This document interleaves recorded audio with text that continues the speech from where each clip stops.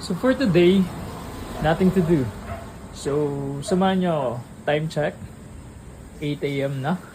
So mag-workout ako and maghanap ako ng coffee shop na matatambayan mamaya after workout. And always wear Rexona. Use a Rexona before go to gym. So ready na ako.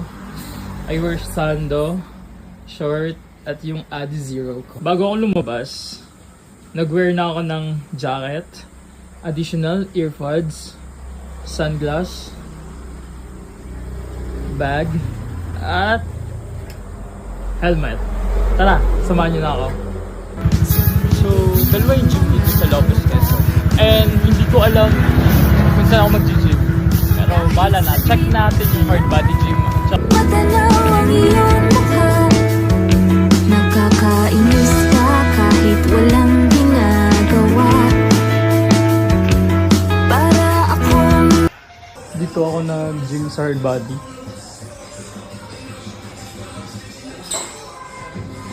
Ito yung unang gym ko dito sa Lopez before, 2 years ago. please naman, huwag ka sanang malukso. Natutuwa lang ako sa katulad mo.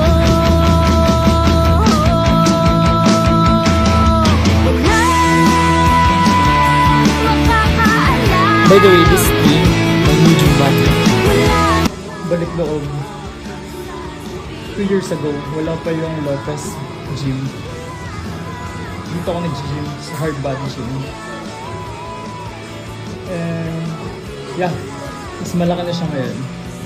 Mas marami na ng equipment. Since tapos na ako mag-gym, so maghahanap tayo sa Google Map ngayon kung saan may malapit na coffee shop. Kasi nag-crave ako sa ice latte. Search natin coffee shop near me.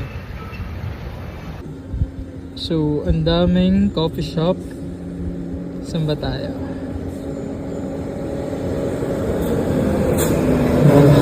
So, I decided na lang na i-visit yung coffee shop ng pinsan ko, which is yung Tambay Brew. Yan yung cousin ko. Siya yung may-ari ng coffee shop. After mag-coffee shop, dumiretso na ako to pick up my dad para i-grocery siya. Kasi wala na daw siyang pagkain and stock.